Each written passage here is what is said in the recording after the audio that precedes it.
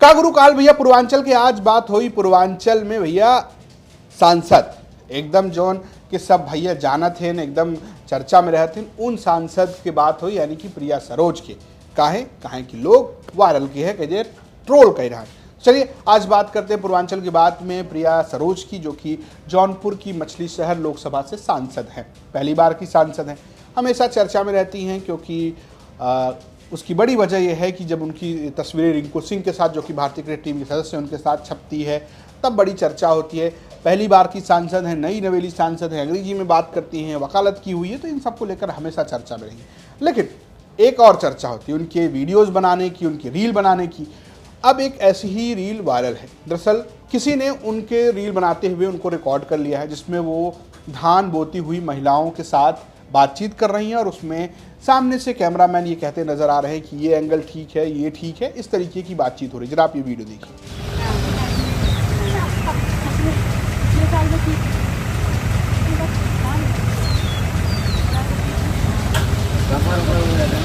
तो ऐसे लगाते कि ऐसे लगाते?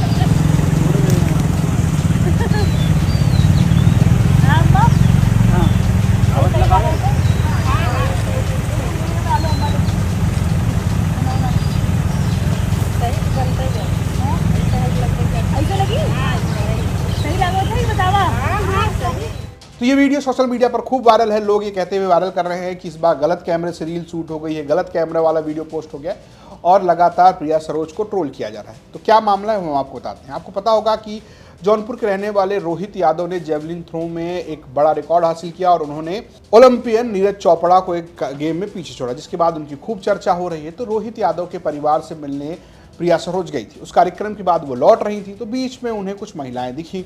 उन्होंने अपनी गाड़ी से उतरी और उनसे बात करने लगी और उसके बाद वो महिलाएं धान लगा रही थी, तो उनसे धान लगाने की गुर भी सीखने लगी।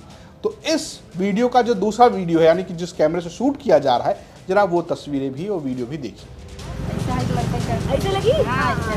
सही लगा था ही बतावा। सही चला थे तो बतावा हमें। और सही लगाओ तो कलावा आपको कपड़ा। तो ये है दोनों पक्ष।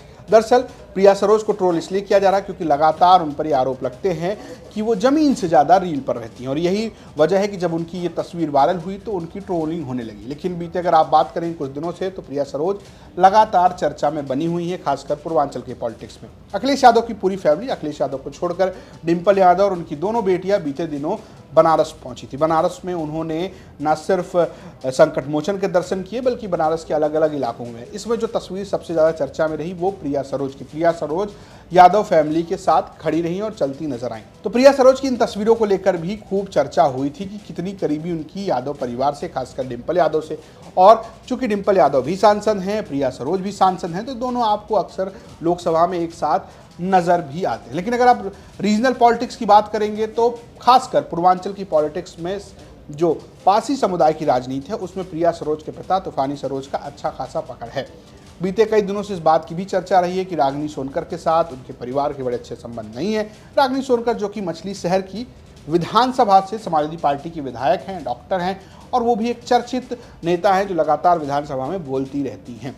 इसकी भी खूब चर्चा हुई है। लेकिन सवाल इस वक्त पूर्वांचल की पॉलिटिक्स में प्रिया सरोज से ज़्यादा तूफानी सरोज की। क्या तूफानी सरोज को 2027 के चुनाव में अखिलेश यादव चुनावी मैदान में उतारेंगे जब उनकी बेटी सांसद है? क्या उनके परिवार से कोई और मिलेगा?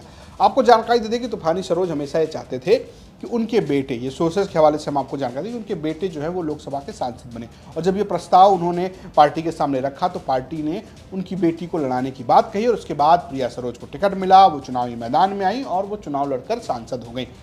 एमिटी यूनिवर्सिटी से लॉ करने के बाद जब प्रिया पहली बार आई तो लोगों के बीच खूब चर्चा का विषय बना था। वो भोजपुरी में भी बात करती थी, वो अंग्रेजी में भी बात करती थी और इन सारी चीज़ों को लेकर उनकी चर्चा होती रही पूरी पॉलिटिक्स में। लेकिन लगातार इस बात की आलोचना होती रही है कि वो रील बनाती हैं, क्या वो ज़मीन पर होती है, नहीं होती। अक्सर वो तस्वीरें भी साझा करती हैं कि वो अपने गांव में हैं, यहाँ पर हैं। लेकिन कुल मिलाकर जब भी वो कहीं बाहर अपने मंगेतर रिंकू सिंह के साथ नजर आती हैं तो उनके ऊपर ये आरोप लगते हैं कि भैया वो जमीन से दूर है।